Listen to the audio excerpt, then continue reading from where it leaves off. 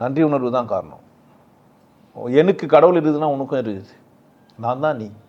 நீ யாரோ நான் யாரோ கிடையாது என்னை பொறுத்த வரைக்கும். நீ இஸ்லாமியனாரு, நீ கிறிஸ்தவனாயிரு, நீ இந்துவாயிரு, நீ முட்டாளாரு, நீ ஏழையாரு, ஜாதியில் நீ கீழரு, நீ மேலே இரு, நீ அறிவாளின்னு நினச்சினரு, இல்லை ஆணாரு, பெண்ணாரு, கேள்வியாரு, குமரியாரு, குழந்தையாரு, எப்படி வேணா இரு.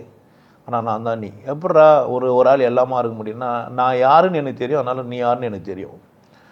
நான் முதல்ல 2 கையில் வணங்குங்க போதெல்லாம் எனக்கு கேட்டாங்க, என்ன அப்படி தானே பண்ணுது, இப்போ ஏன் திடீர்னு இப்படி பண்ணுறேன். நான் எனக்கு ஒன்று புரியுது, என்ன மாதிரி ஒன்று உனக்குள்ளே இருக்குது, எனக்குள்ளே இருக்குது இல்லை, அதே மாதிரி ஒன்று உனக்குள்ளே இருக்குது. உன்னை கரெக்ட் பண்ணிட்டுக்கிறாங்க.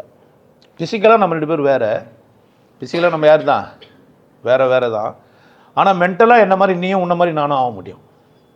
என்ன மாதிரி நீயும் உன்ன மாதிரியும் ஆக முடியும். நீயும் என்ன பண்ணலாம், சிந்திக்கலாம், நீயும் ஒரு இடத்துக்கு வரலாம். எனக்கு கொடுத்த கண்ணு தான் உனக்கும் கடவுள் குத்து வச்சுறாரு. முட்டாள் ஒன்றா சொல்லுவான், எனது உடல் பொருள் ஆவியெல்லாம் எடுத்துக்கொண்டு உனது உடல் பொருள் ஆவியெல்லாம்னு.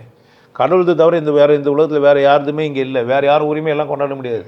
உந்துன்னு நீங்கள் எதுவுமே கிடையாது. சும்மா டெம்பரரியாக நீ எத்தையும் என்ஜாய் பண்ணிக்கிற, அவ்வளோதான்.